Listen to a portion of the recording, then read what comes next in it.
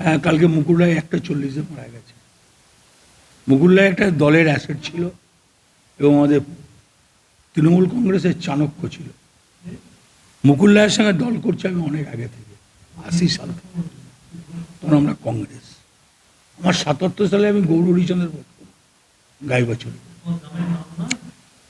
তা কংগ্রেসটা আমি আজ থেকে করছি না, অনেক আগে থেকে করছি। তারপরে 98 সালে তৃণমূল হয়, তখন মুকুল রায় ছিল কংগ্রেস, আমরাও ছিলাম কংগ্রেস। মুকুল রায় তৃণমূলের জন্যে মমতা ব্যানার্জি মুকুল রায়কে অনেক কিছু এগিয়ে দিয়েছিল, অনেক কিছু ছেড়েও দিয়েছিলেন। মুকুল রায় তৃণমূল দলটাকে জন্য অনেক কিছু করেছে এবং সবটাই মমতা ব্যানার্জির সাপোর্টে। তা মুকুল রায়কে আমরা লিডার হিসেবে মানতাম এবং শ্রদ্ধা করতাম, ভালোবাসতাম। মুকুল রায় চলে যাওয়াতে এই মর্মাহত ব্যাপার, খুব দুঃখের ব্যাপার। মুকুল রায় জ্যোতি হোক দলের সিনিয়র লিডার ছিলেন এবং বক্সিদা, শোভনদা, তখনকার দিনে পার্থদা, পঙ্কজদা। মুকুল রায় কিন্তু আজকের লোক নয়, বহু পুরনো লোক। তা তখন দিদির কাজ করতে বলে গৌতম বসু আর মুকুল রায় ছিল, আর সুব্রত বক্সি, এরা ছিল কয়েকজনের ডান হাত। তার ভেতরে মুকুল রায় একজন।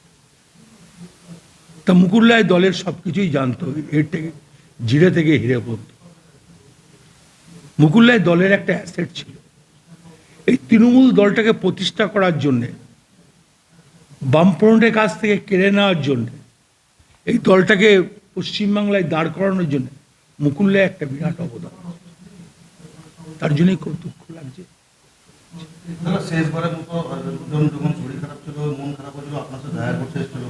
মুকুল রায় আমার সঙ্গে অনেকবারই দেখা করেছে।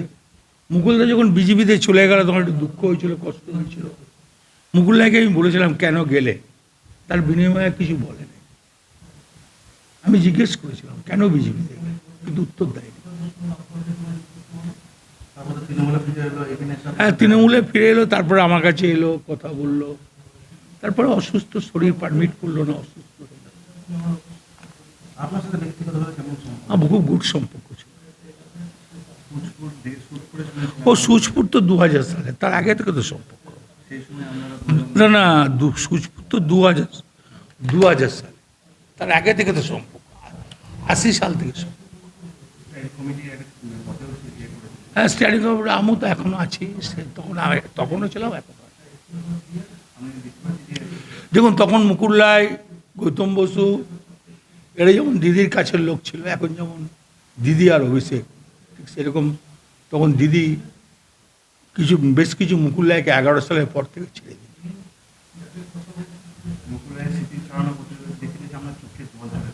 না, মুকুল রায়কে আমি খুব ভালোবাসতাম, যেমন গৌতম বসুকে ভালোবাসতাম, সুব্রত বক্সিকে ভালোবাসতাম, যেমন পঙ্কজদা আমাকে খুব ভালোবাসতাম, শোভনদা আমাকে খুব ভালোবাসত, মদন মিত্র আমাকে খুব ভালোবাসত, শোভন, ছোট শোভন, ও আমাকে ব্যক্তিগত দাদা করে খুব ভালোবাসত। হাওড়ার বাণী সিংহ রায় আমাকে খুব ভালোবাসত, অরূপ আমাকে ভালোবাসত।